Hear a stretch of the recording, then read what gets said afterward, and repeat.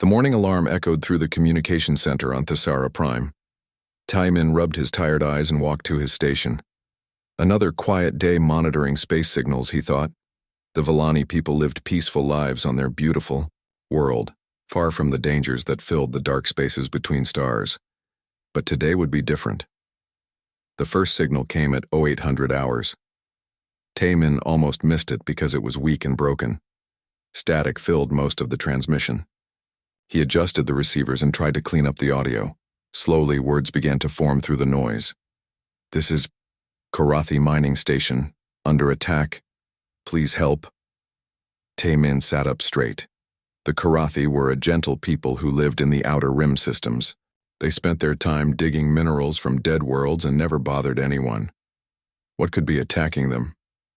More signals came in over the next hour. Each one was worse than the last. Taimin called Sora, the station's expert on alien species. She arrived quickly, her face serious as she listened to the recordings. "This is bad," Sora said, shaking her head. "The Karathi are herbivores. They don't even have real weapons. If someone is attacking them, they have no way to fight back." The signals kept coming. Taimin and Sora worked together to piece together what was happening. The stories were horrible. Entire colonies were being destroyed. Ships were being torn apart. Millions of Karathi were dying. "We are the last mining station in the outer reach," one voice said through heavy static. "The Bruticans have taken everything else. They don't just kill us. They eat our dead and use our bones to decorate their ships. Please, if anyone can hear this, we need help. We have maybe 10 days before they find us." Sora's hands shook as she wrote down the translation. "The Bruticans," she whispered. "I've heard stories about them. They're nomads who travel from system to system. They take everything and leave nothing behind." Hyunwoo arrived at the communications center in the afternoon. He was the military advisor for their sector, though the Villani military was small and mostly used for keeping peace between their own cities. His face was grim as he listened to the latest signals. "How many Brutican ships are we talking about?" he asked. Sora checked her notes. "The reports mention hundreds, maybe more. They travel in huge fleets and attack all at once. No one has ever successfully fought them off." "And the Karathi want us to help?" Hyunwoo laughed, but there was no humor in it. "We have 12 patrol boats and maybe 300 soldiers. We couldn't fight off a serious pirate attack, let alone this." But the signals kept coming. Each one was more desperate than the last. Children crying in the background. Adults begging for someone, anyone, to save them. The Karathi were peaceful, traders and miners. They had never hurt anyone. They didn't deserve this. "There has to be something we can do," Sora said. "We can't just listen to an entire species die." Taimin was working on cleaning up more signals when he found something interesting. Hidden in the data stream of one transmission was a list of coordinates. The Karathi had been sending their distress call to every known civilization in the galaxy. Most of the coordinates were for familiar species: the Antaran Republic, the Nexus Union, the Stellar Commonwealth. But one set of coordinates was different. "Sol 3, Taimin read from his screen. "Terra, human space." Sora frowned. "I've never heard of humans. What kind of species are they?" Taimin searched through the galactic database. What he found made him pause. "It says here they're from a Class 12 death world. That's the highest danger rating in the database." Death world. Hyunwoo moved closer to look at the screen. "What does that mean?" Sora's eyes widened as she read. "A death world is a planet so dangerous that most species couldn't survive there. The gravity is too high, the weather is too violent, the predators are too deadly. Only the strongest species can evolve on worlds like that." "And humans evolved on a Class 12? Hyunwoo shook his head. "That's impossible. Nothing lives on Class 12, worlds except maybe some bacteria." But the database entry continued. Humans had not only survived on their death world, they had conquered it. They had spread to other systems and built cities on planets that other species considered uninhabitable. The few contact reports described them as incredibly violent, but surprisingly organized. "Look at this." Taimin pointed to another section. It says humans have been fighting wars with each other for their entire history. They've developed weapons that can destroy entire planets. But they also have something called humanitarian aid, where they help other species for no profit. Sora made her decision. We forward the Karathi signal to human space.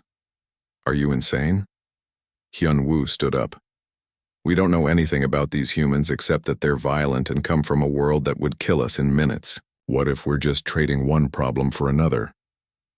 The Karathi are going to die either way, Sora said firmly. At least this gives them a chance. The debate continued for hours. Other Villani leaders were called in. Some supported Sora's plan. Others thought it was too dangerous. In the end, the decision came down to a simple question. Could they live with themselves if they did nothing? While the leaders argued, Timon made his own choice. He encrypted the Karathi distress signal and sent it toward the Sol system. The message would take 3 days to reach human space. If the humans chose to help, it would take them weeks to arrive. By then, the Karathi might already be extinct, but it was the only chance they had. The next morning brought terrible news. The Karathi mining station had gone silent. The last transmission was just screaming, then nothing. Sora sat at her desk with tears in her eyes. We were too late, she whispered. But Taemin had intercepted something else during the night. A new signal, much stronger than the Karathi transmissions. It came from human space, and it was addressed to the Villani Communication Center. This is Admiral Dae-hyun of the Terran Defense Forces. The voice was clear and strong. We have received the distress signal from the Karathi species. We are dispatching a fleet immediately. Please provide all available tactical information about the hostile force known as the Brutican Horde. Sora looked at Taemin with surprise. They're actually coming? There's more. Taemin played the rest of the message. The Third Fleet will arrive in Karathi space in 18 days. We will handle the situation. Terran Fleet Command sends its regards. Hyun-woo frowned as he heard the message. 18 days? That's impossible. It takes at least 30 days to travel from the inner systems to the outer rim, even with the fastest ships. But 3 hours later, another message arrived. This one included star charts showing a human fleet already moving at incredible speed toward Karathi space. The ships were massive, bigger than anything in the Villani fleet. And there were so many of them. 200 ships. Sora counted them on the tactical display. They sent 200 ships to help people they've never met. As the day ended, Taemin sat alone in the communication center. He wondered what he had started by sending that signal. The humans were coming, but no one knew what they would do when they arrived. Would they save the Karathi? Would they become the new threat? Outside his window, the peaceful cities of Thesara Prime sparkled in the evening light. His people had lived in safety for so long that they had forgotten what real war looked like. But somewhere in the darkness between stars, a human fleet was racing toward a battle that would change everything. The Karathi had sent a desperate call for help. The humans had answered with overwhelming force. Soon the galaxy would learn what happened when someone threatened innocence while the Deathworlders were listening. Admiral Dae-hyun stood in the command center of Terra Station, watching the holographic display of Earth spin slowly in front of him. The blue and green planet looked peaceful from space, but he knew better. Down there, storms could level cities, and predators hunted in packs. It was home, and it had made humans strong. The alien distress signal had arrived 3 hours ago. Most species would have spent days debating what to do. Humans were different. Status report, Dae-hyun said to his staff. Young-soo stepped forward. He was the captain of the dreadnought Iron Resolve and one of the best tactical minds in the fleet. All Third Fleet vessels are ready for immediate departure. We have 12 dreadnoughts, 45 destroyers, and 80 support ships. Total crew, 50,000 Marines and naval personnel. Timeline: we can be in Karathi space in 16 days if we push the FTL drives to maximum. Dae-hyun nodded. When humans helped someone, they helped completely. Half measures got people killed. What do we know about these Brutakans? Mi-young pulled up tactical data on her tablet. She was the fleet's chief engineer and weapons designer. Her job was making sure humans had the best tools for killing their enemies. Intelligence is limited. They appear to be a nomadic warrior. Culture. Reports suggest they use ramming tactics and boarding actions. Their technology is crude but effective. Numbers? Estimated fleet strength of 400 to 600 vessels. Mixed classes, but mostly smaller ships designed for raiding. Jin Ho spoke up from the back of the room. The Marine colonel was checking his equipment while listening to the briefing. What about the Karathi? Will they be able to help in the fighting? Negative, Mi Young shook her head. The Karathi are herbivorous pacifists. They don't have military, ships or weapons. They're completely defenseless. The room fell silent for a moment. Every human in the command center understood what that meant. The Karathi were like children being attacked by wolves. There was only one response to that kind of situation. Recommendations? Daehyun asked. Young-soo was the first to speak.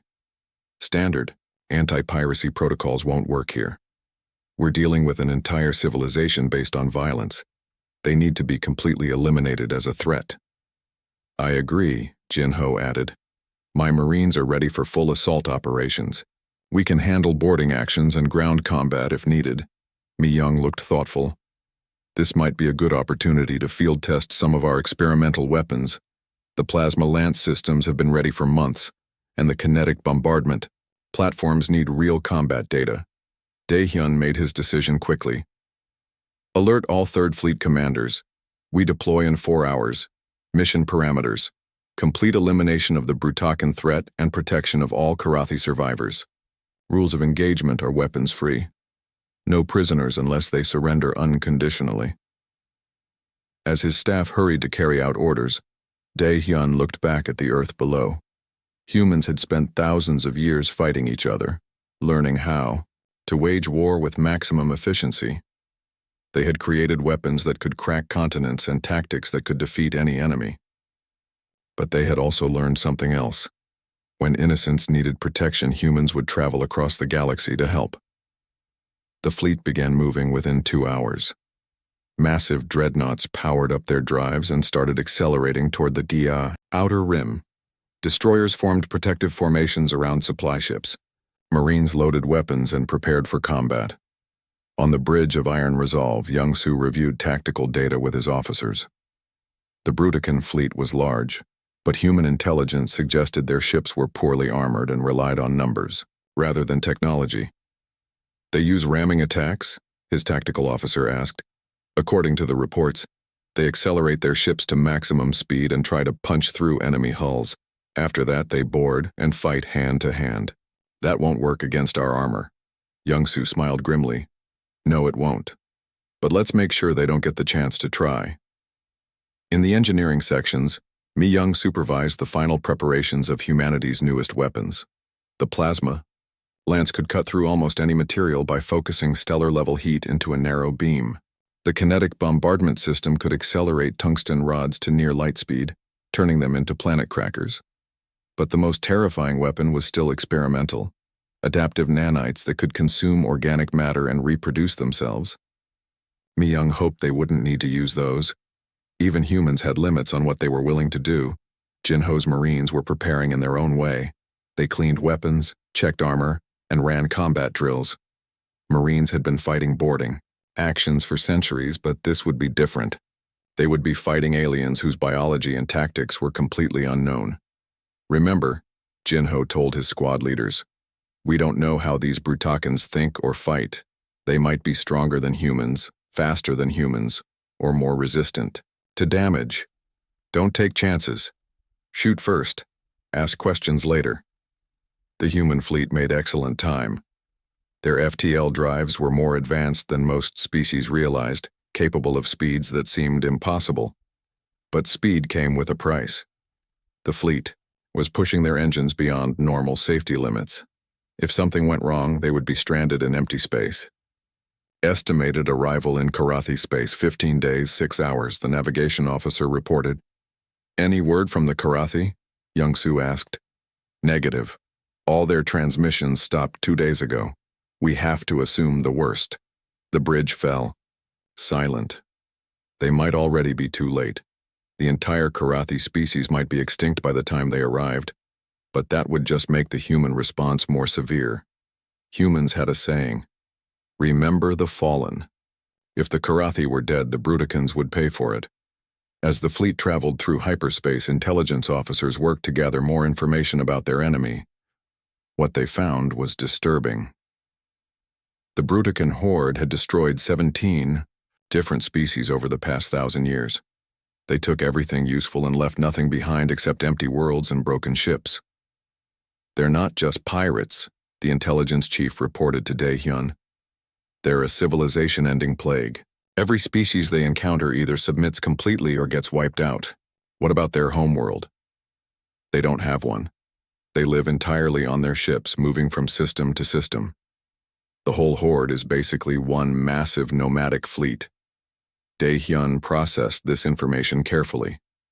A nomadic enemy was harder to defeat because they had no fixed bases to attack, but it also meant their entire civilization was concentrated in one place.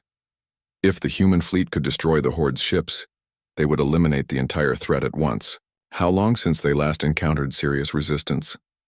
"Never, as far as we can tell. Every species they've fought has been peaceful or technologically inferior. They've never faced an enemy that could match their numbers and exceed their firepower." "Then they're in for a surprise." 2 weeks into the journey, the fleet received an unexpected transmission. It came from Valani space, forwarded through a chain of communication relays. A voice spoke in accented but understandable human language. "This is Taimin of the Valani Communication Service. We are tracking your fleet's progress toward Karathi space. Please be advised that long-range sensors have detected massive Brutakan fleet movements in that sector. Estimated enemy strength is now over 500 vessels. We wanted to thank you for responding to the distress call. Most species would not have risked so much to help strangers." Young-Soo looked at the message logs. 500 ships. That's more than we expected. "Does it change our approach?" Daehyun asked. "No, sir. We still have superior technology and better tactics. Numbers won't save them." As the human fleet approached Karathi space, final preparations began. Weapons were armed and shields were raised. Marines loaded into drop pods and assault shuttles. Medical teams prepared to treat both human and alien casualties. In his private cabin, Daehyun reviewed the mission one more time. Humans were about to make first contact with 2 alien species at once. The galaxy would be watching to see how Earth's children behaved when they thought no one could stop them. He hoped they would be proud of what they saw. The Iron Resolve dropped out of hyperspace at the edge of the Karathi system. Sensors immediately detected the massive Brutican fleet moving toward the inner planets. Behind them was a trail of debris that had once been Karathi ships and stations. "Sir," the tactical officer called out, "we're receiving a transmission from the Brutican fleet. They're demanding we surrender or be destroyed." Daehyun almost smiled. "No response. All ships, battle formation. Let's show them what humans do to bullies." The human fleet emerged from hyperspace like ghosts becoming real. One moment, the space around Karathi Prime was empty except for floating debris. The next moment, 200 human warships filled the darkness with their hulls and running lights. Wu Jin stood on the bridge of the diplomatic vessel Peaceful Dawn, watching the tactical displays with growing amazement. He was supposed to handle first contact with alien species, but he had never seen anything like this. The Karathi survivors were broadcasting on every frequency, their voices full of shock and hope. "Unknown vessels, please identify yourselves," came the first transmission. "Are you here to help us?"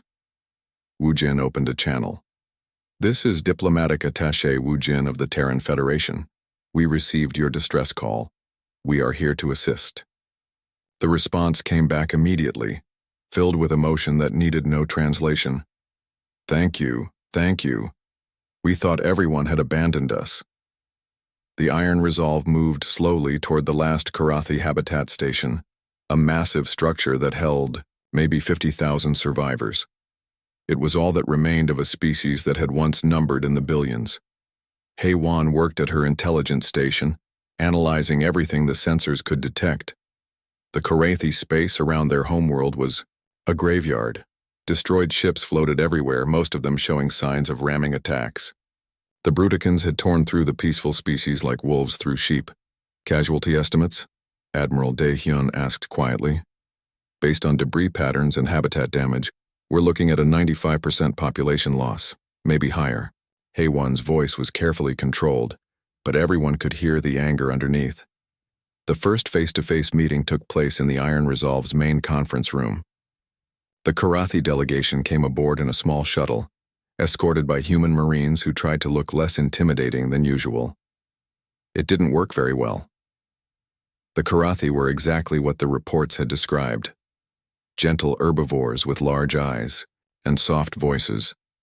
They looked like deer that had learned to walk upright and build spaceships. Their leader, an elderly female named Kesara, could barely speak through her tears.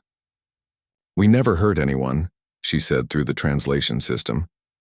"We mined asteroids and traded metals for food and art. Why did they do this to us?" Do-hyun, the ship's doctor, scanned the aliens with medical sensors to make sure the meeting was safe for both species. His readings showed that the Karathi were exactly what they appeared to be: peaceful prey animals who had somehow evolved intelligence and spaceflight. "The Bruticans are nomadic raiders," Woo-jin explained gently. "They attack other species to take their resources. They don't need reasons beyond that." "But surely someone could have stopped them," Kesara asked. "There are so many advanced civilizations in the galaxy. Someone must have been able to fight them." Haewon pulled up tactical data on the conference room display. "According to our intelligence, the Bruticans have been operating for over 1,000 years. They've destroyed 17 different species. No one has ever successfully fought them off." The Karathi delegates looked confused. "Then how can you help us? Your ships are impressive, but the Brutakan horde has hundreds of vessels. They've been preparing for war their entire lives." Young-soo entered the conference room at that moment, still wearing his combat armor from the battle preparations. The Karathi took one look at him and instinctively moved backward. He was everything they were not: tall, muscular, and designed for violence. "Ma'am," Young-soo said respectfully to Kesara, "humans have been preparing for war our entire evolution. Trust me, we can handle the Brutakans." The translation system had trouble with some of Young-soo's military terminology, but his meaning was clear. The Karathi looked uncertain. They had spent their entire history avoiding conflict. The idea of deliberately seeking out battle was alien to them. What will you do to them?" Kesara asked hesitantly. Dae-hyun answered before Young-soo could speak. "We will eliminate them as a threat. Permanently." The word eliminate caused obvious distress among the Karathi. Woo-jin quickly stepped in to clarify. "The Admiral means we will stop them from hurting anyone else. We hope they will surrender peacefully." But Haewon was already shaking her head. "Intelligence analysis suggests that peaceful surrender is unlikely. Brutakan culture appears to be based entirely on dominance through violence. They literally don't have concepts for negotiation or compromise in their language." Do-hyun had been quietly analyzing the Karathi biology during the meeting. Now he spoke up with a disturbing discovery. "According to these scans, the Karathi nervous system is designed to avoid conflict at all costs. They produce stress hormones when exposed to violence that would literally shut down their higher brain functions." "What does that mean?" Woo-jin asked. "It means they're biologically incapable of understanding military tactics or aggressive behavior. To them, what we're planning looks like insanity." The meeting continued for several hours as both sides tried to understand each other. The humans explained their battle plans, but the Karathi couldn't comprehend why anyone would choose to fight when they could run away instead. The Karathi tried to describe their peaceful civilization, but the humans couldn't understand how any species had survived long enough to reach space without developing weapons. "Your homeworld must have been very safe," Haewon observed. "Karathi, Prime has no predators larger than insects," Kesara confirmed. "We evolved in peaceful forests where cooperation was more important than competition. Violence simply doesn't exist in our nature." Young-soo looked thoughtful. That explains why the Bruticans could destroy your entire fleet so easily. You never learned how to fight back. The conversation was interrupted by an urgent message from the fleet's sensors. The Brutacan horde had been detected on the outer edge of the system, moving inward at high speed. They would arrive in less than 6 hours. How many ships? Daehyun demanded. 512 vessels confirmed. Mixture of heavy raiders and boarding craft. They're not using any formation, just charging straight at us. The Karathi delegation looked terrified. That's their standard attack pattern, Kesara whispered. They come in waves, ramming anything that moves. Then they board the damaged ships and... She couldn't finish the sentence. Do-hyun's medical readings showed that just thinking about the Brutacan attacks was causing the Karathi severe psychological stress. You should evacuate to a safe distance, Woojin suggested. Take your surviving population and head for neutral space. We'll handle the fighting. Handle? Kesara looked confused again. But there are so many of them. Even if you have better weapons, surely some of your ships will be destroyed. People will die. How can you accept that? The human officers exchanged looks. This was the fundamental difference between their species. Humans had been dealing with death and violence for so long that they barely thought about it anymore. But for the Karathi, even the concept of military casualties was horrific. Some of us might die, Daehyun admitted. But that's the price of protecting innocence. It's a price we're willing to pay. But why? Kesara's voice was desperate. We're not your people. You've never met us before today. Why would you risk your lives for strangers? Young-soo answered without hesitation. Because if we don't stop the Bruticans here, they'll just keep killing. Today it's your people. Tomorrow it might be someone else's children. The only way to stop a bully is to fight back. The Karathi couldn't understand, but they didn't argue further. They returned to their station to prepare for evacuation, while the human fleet made final battle preparations.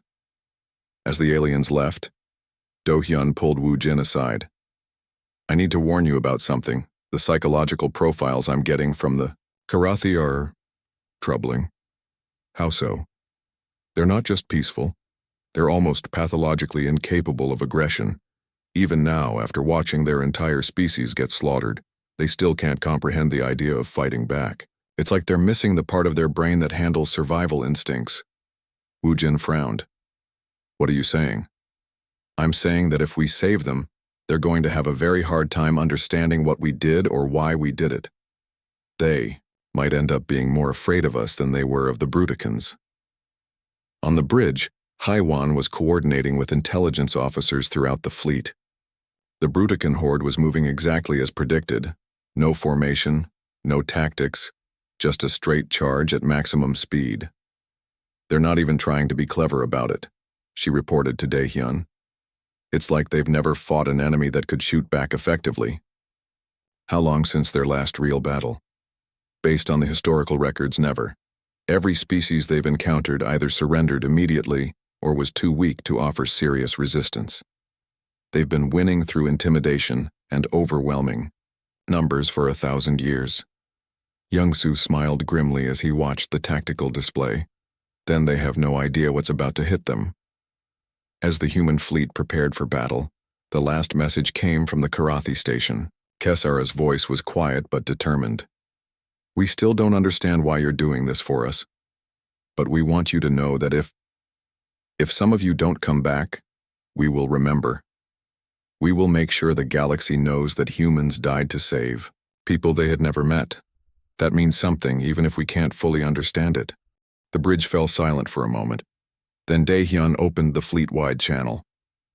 War Master Gorthak stood on the command deck of his flagship, the Bone Crusher, and felt satisfied with the day's work.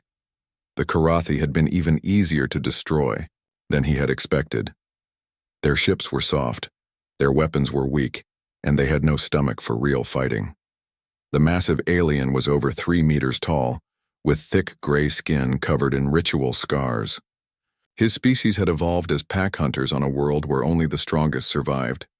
For the Bruticans, violence wasn't just a tool, it was a way of life. Status report, Gorthak growled in his own language. His second-in-command, Thrak the Blood Drinker, approached with the latest intelligence. All major Karathi installations have been destroyed.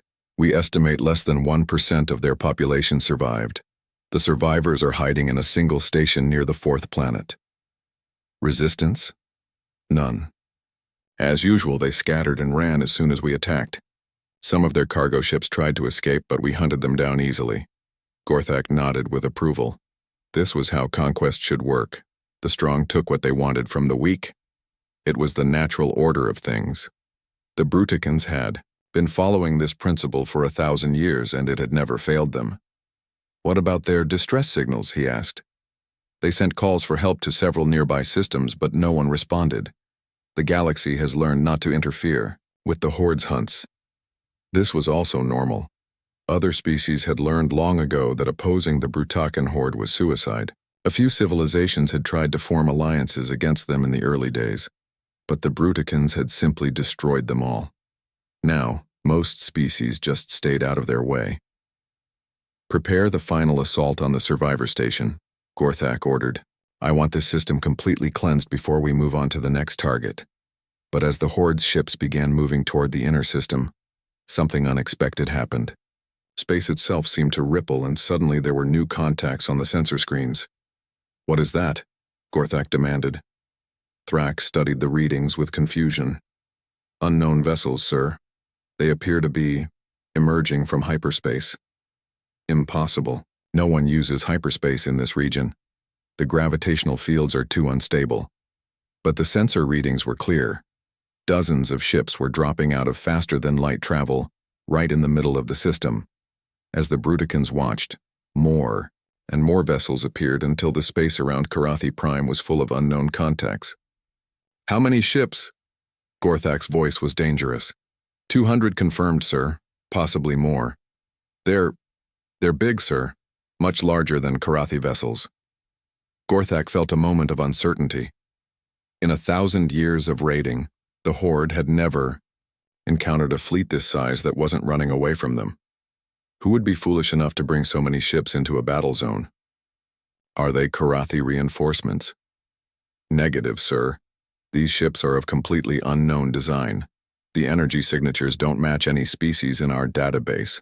Sekhan, the Horde's intelligence officer, was monitoring human communications from his position on the Iron Resolve. The humans had allowed him to intercept their signals as part of gathering intelligence, though they didn't realize how much he was learning about their enemy. The Brutican transmissions were primitive, but easy to decode. Their language was simple and direct, focused mainly on concepts related to hunting, fighting, and dominance. There were no words for negotiation, mercy, or surrender, at least not in the way other species understood them. They're confused, Sekhan reported to Admiral Dae Hyun. They've never encountered an unknown fleet this large that didn't immediately run away. What's their response? They're trying to establish communications, standard intimidation protocols probably. On the Bone Crusher, Gorthak was indeed following standard procedure. When faced with unknown ships, the Horde's first response was always the same: demand immediate surrender and threaten total destruction. Unknown vessels, he broadcast on all frequencies. You have entered a hunting ground claimed by the Brutakan Horde. Surrender your ships immediately or be destroyed. You have one time unit to comply.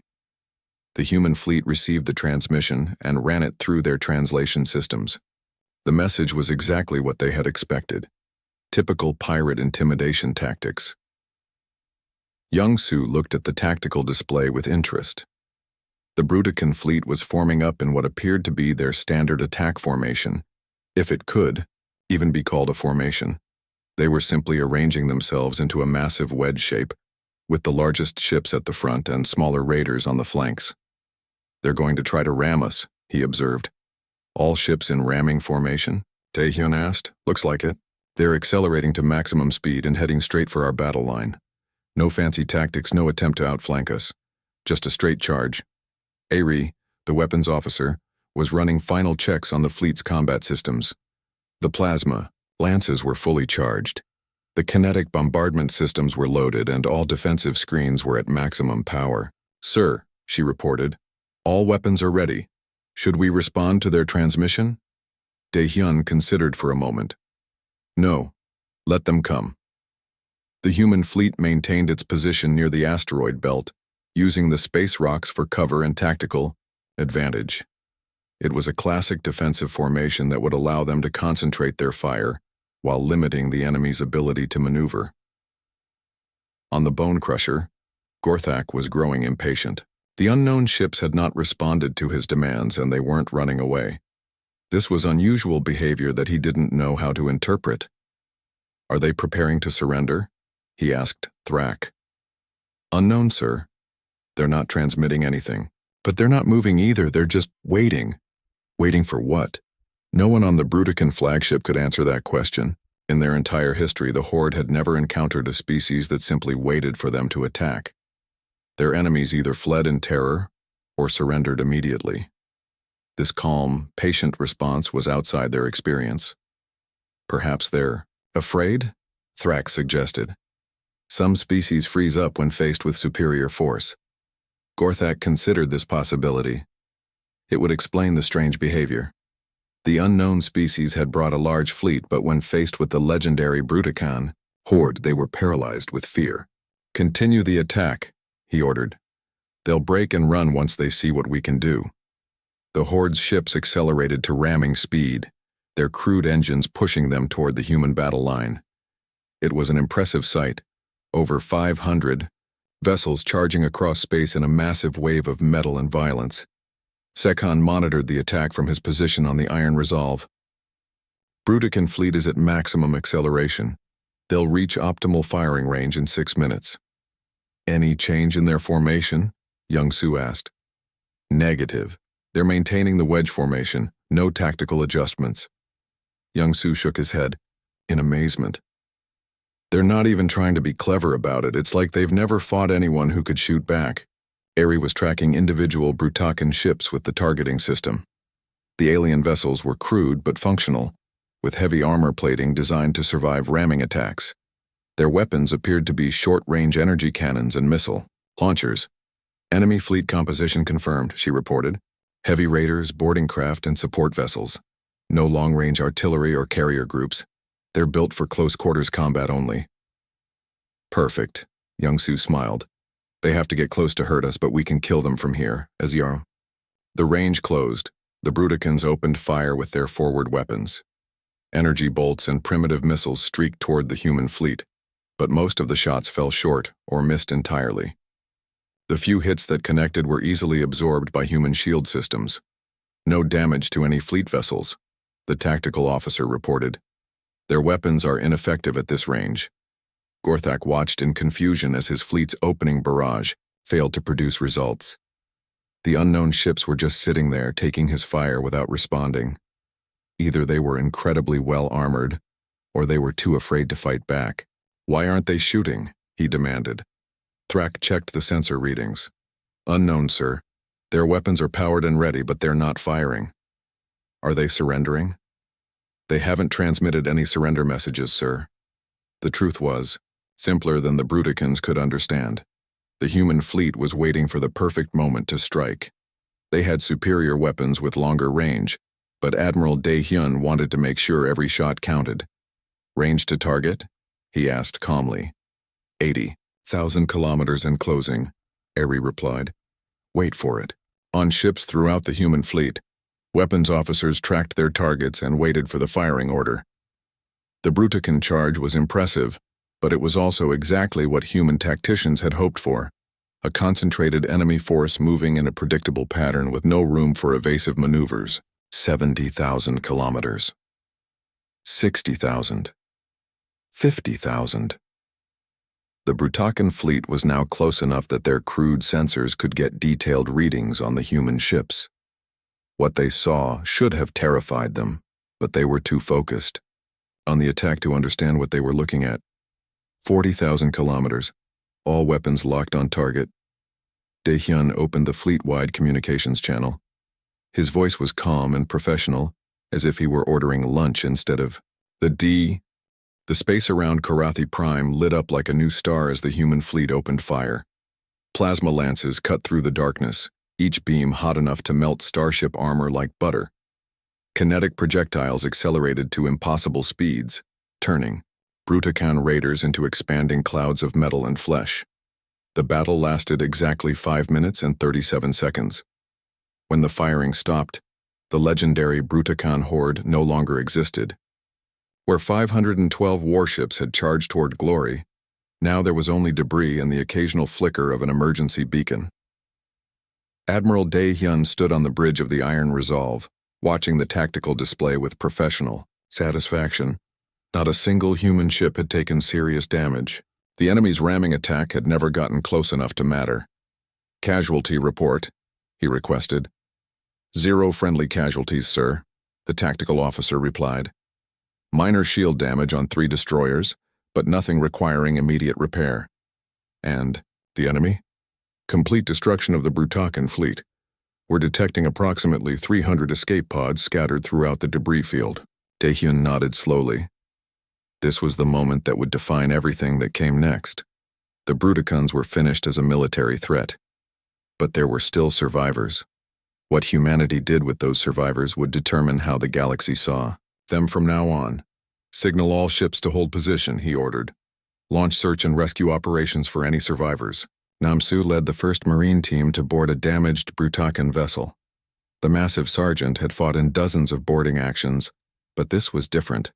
Instead of fighting his way through enemy corridors, he was searching for injured aliens who needed medical help.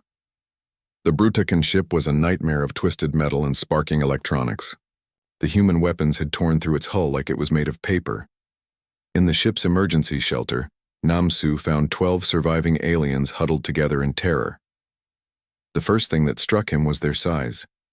The Bruticons were huge, even bigger than the intelligence reports had suggested.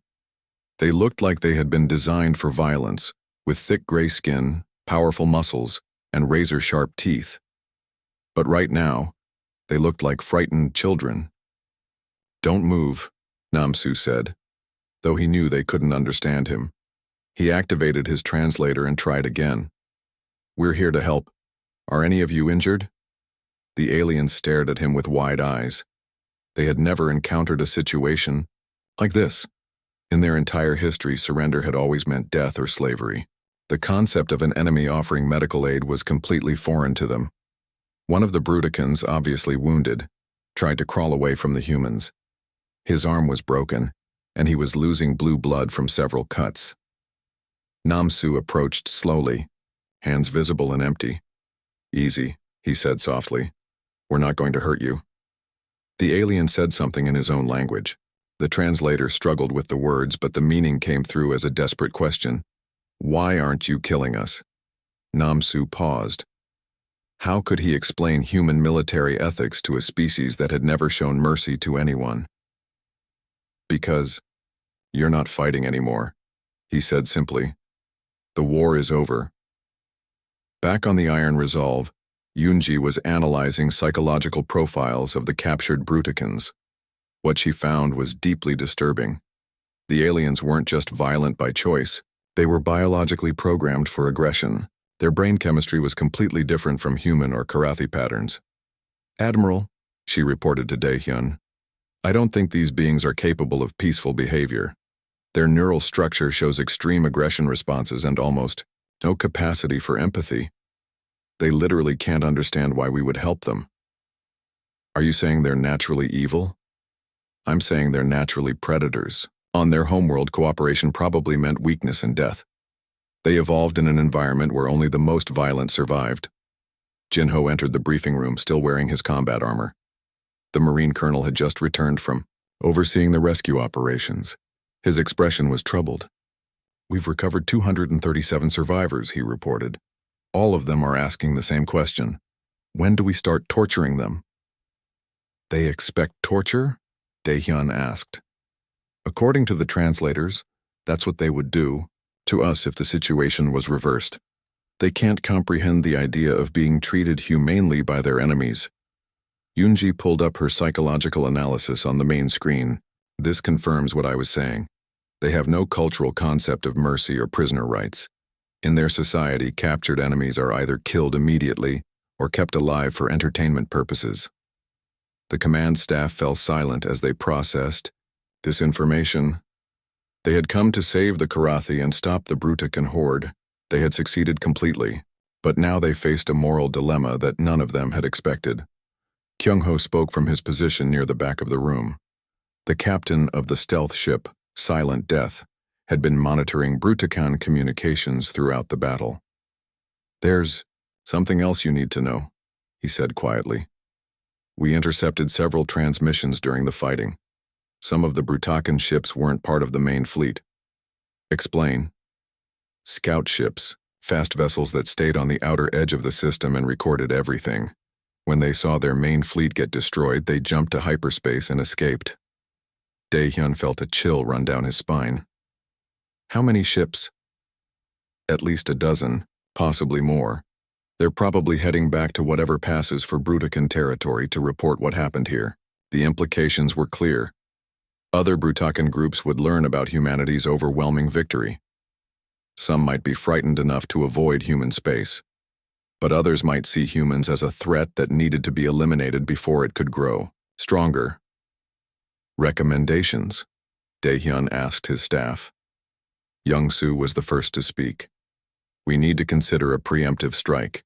If there are other Brutakan fleets out there, we should hunt them down before they can organize a response. That would require a massive military campaign," Woo-jin objected.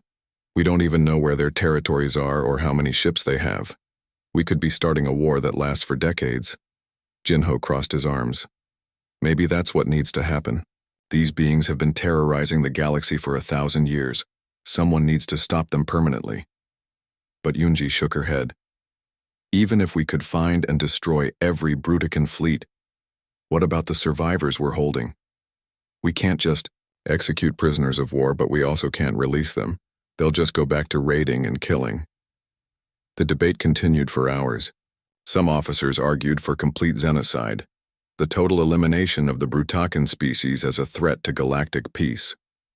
Others insisted that humans needed to find a more humane solution. Dae-hyun listened to all arguments before making his decision.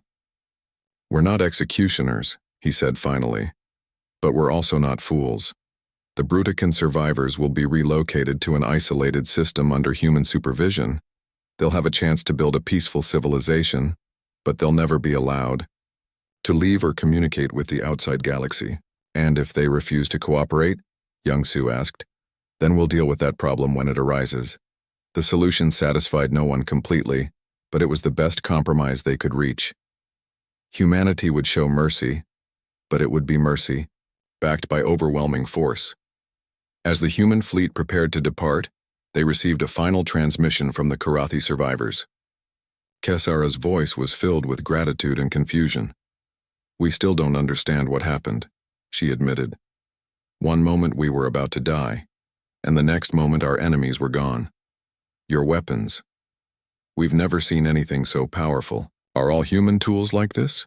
Woo-jin chose his words carefully. "Humans are very good at protecting the things we care about. But you barely know us. Why would you care so much about strangers?" The question hung in the air like a challenge. Why had humanity risked so much to save a species they had never met? The answer was complex, rooted in human nature and history. "Because," Woo-jin said finally, "if we don't protect innocence, who will?" As the Iron Resolve began its journey back to human space, carrying 300 Brutakan prisoners toward an uncertain future, Admiral Dae-hyun stood in his quarters and wondered what they had started. Humanity had answered a distress call with overwhelming force. They had destroyed an enemy fleet so completely that the battle would become legend. But they had also revealed themselves to the galaxy as a power unlike anything that had come before. Other species would hear about this victory. Some would seek human protection. Others would fear human strength. A few might decide that humanity itself was a threat that needed to be eliminated. The galaxy had been a dangerous place before humans arrived. Now it was about to become much more complicated. Outside his window, the stars waited in silent judgment. Among them, somewhere in the darkness, other threats were stirring. The Bruticans had been fleeing from something when they attacked the Karathi soon. Humanity would learn what that something was. And when they did, the galaxy would discover whether human mercy was stronger than human wrath. 6 months after the Battle of Karathi Space, Ambassador Boram sat in her office on Terra Station, staring at a stack of diplomatic requests that seemed to grow larger every day. The news of humanity's overwhelming victory had spread across the galaxy faster than anyone had expected. 37 different species had sent formal requests for protection. 12 civilizations wanted to establish trade agreements. 8 governments were asking for military advisors to help them fight their own enemies. And somewhere in the pile was a marriage proposal from a species that apparently reproduced by diplomatic treaty. "This is insane," Boram muttered, rubbing her tired eyes. 6 months ago, humanity had been an unknown species from the Outer Rim. Now they were being treated like the galaxy's police force. Her assistant, a young diplomat named Jun Ho, entered with even more reports. "Ma'am, we've got 3 more distress calls this morning. The Antaran Republic is being threatened by something called the Void Hunters. The Nexus Union is asking for help with pirates, and the Thessian Commonwealth wants us to mediate a border dispute. What did the Thessians offer in exchange? Full access to their hyperdrive technology and exclusive trading rights in 15 star systems." Boram sighed. The offers kept getting more generous as more species learned about human military capabilities. It seemed like everyone in the galaxy had enemies they couldn't handle on their own. "Schedule a meeting with Admiral Dae-hyun," she said. "We need to discuss establishing formal protection protocols before this gets completely out of hand." The other side of the station, Commander Sung-min was dealing with his own problems. The Terran patrol fleet had grown from 12 ships to over 200 in 6 months, but they were still overwhelmed by requests for intervention. "Status report on the Karathi resettlement?" he asked his aide. "Proceeding smoothly, sir.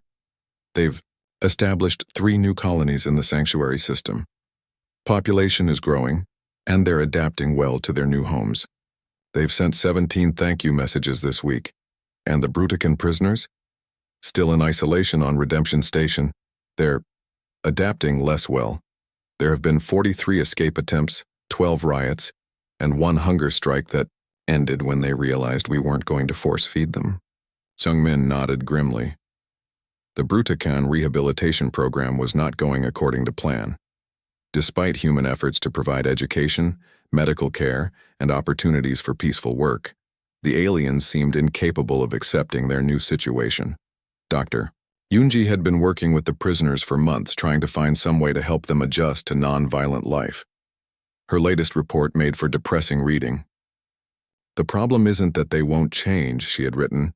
"It's that they can't change. Their brain chemistry is hardwired for dominance and aggression. Asking them to live peacefully is like asking a shark to become vegetarian." The situation was made worse by intelligence reports from Captain Kyung-ho. His stealth ships had been tracking down scattered Brutakan survivors throughout the galaxy, and what they found was disturbing. "The Brutakans who escaped our attack have been spreading stories," Kyung-ho reported to the daily briefing. "They're calling humans the death gods and claiming we can destroy entire fleets with a single thought. Some alien species are starting to believe them." "Is that good or bad?" Sung-min asked.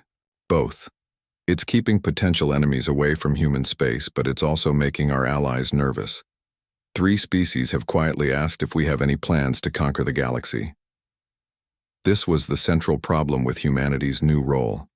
Their victory over the Brutakan horde had been so complete and overwhelming that other species didn't know how to interpret it. Were humans benevolent protectors or potential tyrants? The answer seemed to depend on who was asking the question. Ji-won, the director of the Alien Integration Program, had been working to manage humanity's growing reputation. Her job was to help other species understand human culture and motivations, but it wasn't easy. "The problem is that most alien species have never encountered anything like us," she explained to a gathering of Earth's political leaders. "They're used to civilizations that are either completely peaceful or completely aggressive. They don't understand the concept of controlled violence in defense of others." "What do they think we are?" asked the Secretary of Defense. "Most of them think we're hiding our true intentions. They can't believe that any species would risk their own lives to help strangers without expecting something in return. They keep waiting for us to reveal our real agenda. The situation became more complicated when humanity began discovering the true scope of galactic threats. The Brutakan horde had been just one of many dangerous forces stalking the space lanes. Pirates, raiders, and worse things moved freely between the stars while peaceful species huddled on their homeworlds in fear. It's like the entire galaxy has been living in a state of barely controlled chaos for centuries, Boram observed during a diplomatic briefing. No one has been strong enough to establish real order. Admiral Dae-hyun, now promoted to overall command of human military operations, was struggling with the implications. "We didn't ask for this responsibility," he said during a strategy meeting. "We just wanted to help some people who were in trouble. But now that we've shown we can help, how do we say no?" Young-soo asked. He had been promoted to admiral himself and was commanding the Second Fleet. Every distress call we ignore might mean the death of billions of innocents. It was a moral trap that human leaders hadn't anticipated. Their overwhelming military superiority made them the only force in the galaxy capable of protecting the weak. But accepting that role would mean committing to potentially endless conflicts with unknown enemies. The decision was made for them when the first reports came in about the Devourers. Captain Kyung-ho's stealth ships had been investigating the Outer Rim territories where the Bruticans had originally come from. What they found there made the Horde look like peaceful traders by comparison. "They call themselves the Cleansers," Kyung-ho reported to an emergency session of human leadership. "They're not biological, they're machines, ancient artificial intelligences, that view all organic life as a contamination to be eliminated." The holographic display showed images that chilled everyone in the room. Entire star systems had been stripped clean of life. Planets were reduced to barren rocks, their atmospheres burned away, their oceans evaporated. Nothing remained except perfectly geometric structures that served no apparent purpose except to mark another victory for the machines. "How many systems?" Dae-hyun asked quietly. "We've confirmed at least 200 dead worlds, but that's just in the territories we've been able to scout.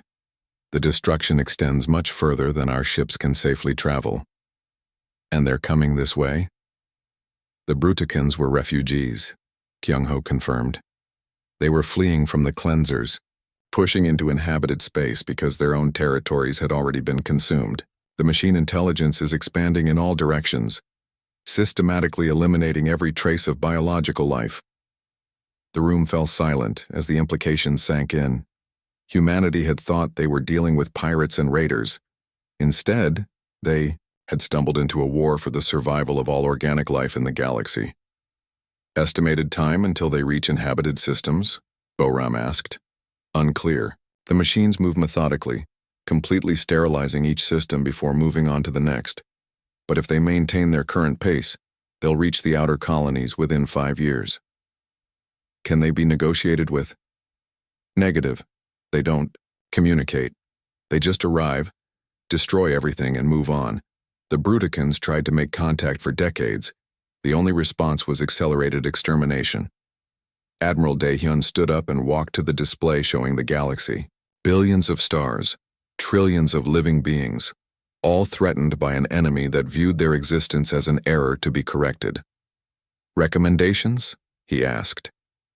Young-soo was the first to speak. "We need to start preparing for total war. This isn't about protecting individual species anymore. This is about the survival of biological life itself." "We'll need allies," Boram added. "Every species in the galaxy needs to understand that they're facing extinction. This has to be a united effort." Ji-won looked troubled. "But will they unite under human leadership? Most alien species are already afraid of our military power. If we start talking about organizing the entire galaxy for war, they might think we're using the machine threat as an excuse to establish an empire." It was a valid concern. Humanity's efforts to help others had already made them the dominant military power in known space.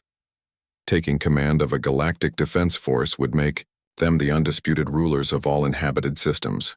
"Then we don't give them a choice," Seung-min said bluntly. "The machines will kill everyone if we don't stop them.